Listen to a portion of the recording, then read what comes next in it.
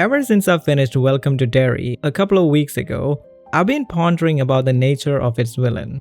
The mystery, the horror, the lore, everything associated with it. And it was within one of these musings, while drawing parallels between Pennywise and other villains, that I realized how similar it was to the monster at the end of Stranger Things, the Mind Flayer. They are both ancient, they are alien, they are controlling. You could easily list off a whole slew of similarities between them and still feel like there's more to it. But at some point, you're gonna stop doing it because you'll inevitably reach the realization that no matter how much these villains are the same, there's something inherently different in the way the story portrays these monsters. Something that makes one scary and memorable, while the other quite forgettable. To begin with, both entities are cosmic, creatures that exist on a different scale of existence to that of humans. In either scenario, this is strictly explained within the lore, no speculations about it. These are entities that are beyond the simplistic comprehension skills of the average human. But when the star struck the earth, it broke open, and the spirit was set free. I saw a means to realize my potential. To become the predator I was always born to be. And once they invade a world, intentional or not, just based on impression alone, one could easily believe they are unstoppable forces. How do humans fare against beings that are unfathomable? And this is exactly the feeling that creates fear amongst the audience. The helplessness of the tiny human against the cosmic malevolence. These are not things that we were meant to come across, much less the people from small towns. These are meant to be places where nothing of this sort should ever happen. But that's the beauty of such horror. Both Hawkins and Derry are perfect locations to host such entities because the scale of the horror perfectly juxtaposes the size of the location where it invades. And once the creature settles into the environment, they slowly start controlling the characters around them. They're both capable of getting into the mind of their prey, inducing fear within them. And that fear often permeates within the whole community until it hits its peak, portraying insignificance of the human form beneath such cosmic entities. So all that to say, they are very similar antagonists in the way they exist within the story. But no matter how much I try to spin it, I just find Pennywise to be more synonymous with cosmic horror than the Mind Flayer. But why is that? It all has to do with intention. Even though these two entities are similar in theory, the intent behind both of them is very different. And in order to understand this, you have to dissect these creatures. Since I haven't read Stephen King's novels, the version of Pennywise that I'm familiar with is the visual one. Perhaps a diluted version, but nevertheless enough material to explain this phenomenon. I think if you're familiar with the It franchise, you would already know by now that Pennywise is not necessarily a clown. It just happens to be one of the many forms that it can shapeshift into. The real creature doesn't go by a human name, and hence the name of the franchise itself, It. But if you objectively define what it is in a non-human perspective, the cosmic nature of this entity does have a name, the Deadlights. Something so mysterious that the human mind can't even begin to fathom what it truly looks like. And in the visual representation of these deadlights, people are shown going insane or catatonic once you gaze upon them. But the key wording here is the incomprehensibility of this monster. Pennywise feeds on fear. The more afraid its prey, according to the lore, the better seasoned the meat.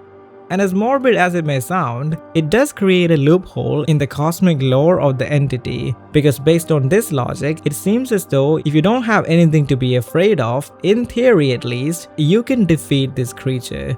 To not fear anything means you take away power from it. But that only paints half the picture. From what I understand, not having read the books of course, even though you can overcome the earthly form of this monster, there is no knowledge of actually killing this cosmic being. The Deadlights are an enigma, and it's intentionally kept that way so that it lives in your imagination. And that's why asking certain questions about the creature doesn't really provide you with good enough answers. What exactly are the Deadlights made of? Does it look like anything at all? Why does it come in 3? Is it conscious?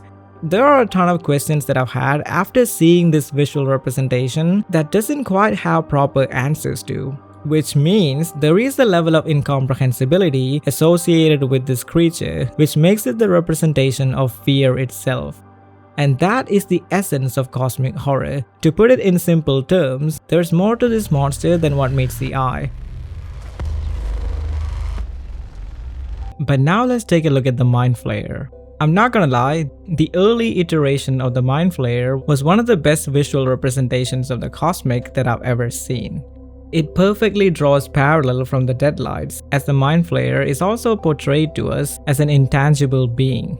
Just like you can't comprehend the true form of the creature from it, the Mind Flayer was introduced as a shadow monster, something with an indefinite shape. Instead of flesh and blood, its body composed of swirling black smoke and particles, constantly reforming into a vague spider-like frame.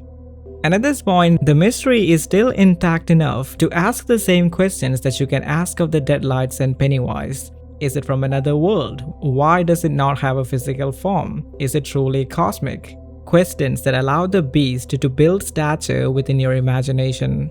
But the problem is, the more the show reveals the nature of this being, the incomprehensibility also shrinks with it. And of course, for a sci-fi mystery, it is quite normal for that to happen. But at some point, the motivations and goals of this entity, in conjunction with the connections that it has with the tangible, well, that makes the fear much more palpable. And then the story tries to add another layer of fear that unintentionally chips away at the stature of the Mind Flayer. And that is the addition of Vecna. I found the most extraordinary thing of all.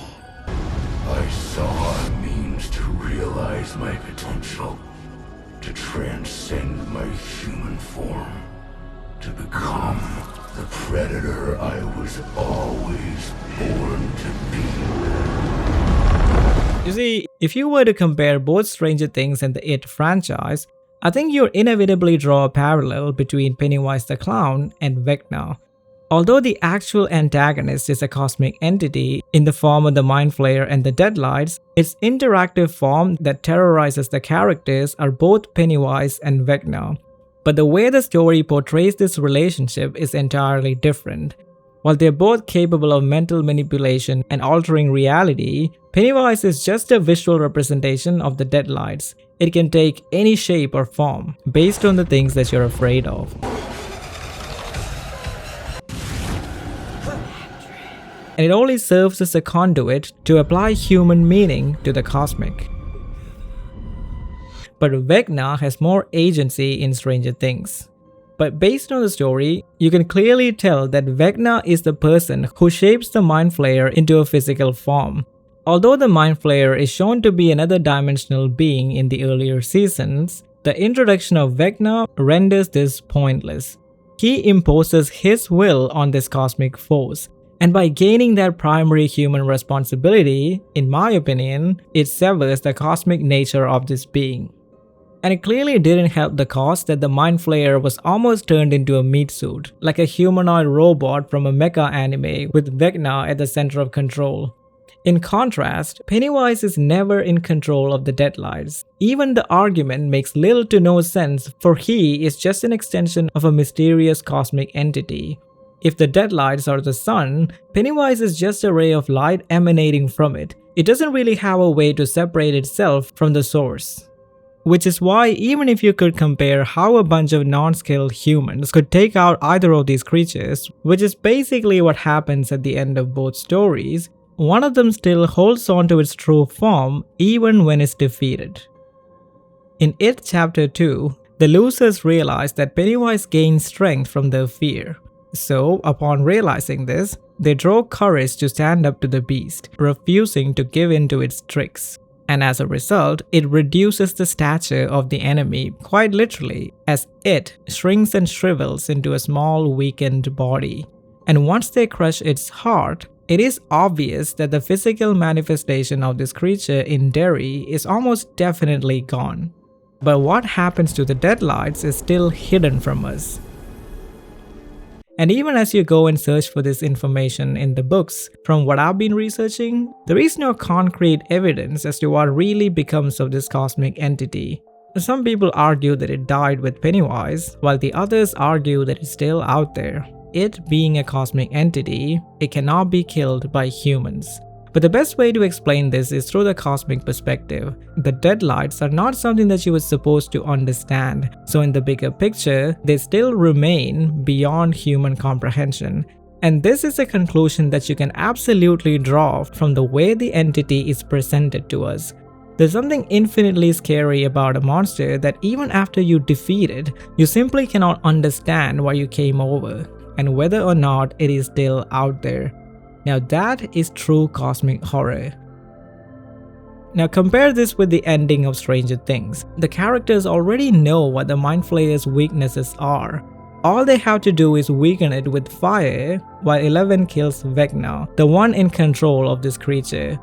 And they pull this off quite easily, if I may say so myself. And they find themselves victorious over the Mind Flayer. And even though the black particles are seen to be leaving the kids once they defeat Vecna, there is not enough concrete evidence to suggest that there is a further mystery to be uncovered. Sure, the earlier abstractions of the Mind Flayer were infinitely more scarier and cosmic than the physical manifestation of it. But by the ending, you kind of understand the motivations and the workings of this entity. There's not enough things that are hidden beyond the horizon for you to still wonder if this thing is still out there. The comprehensibility is fully intact.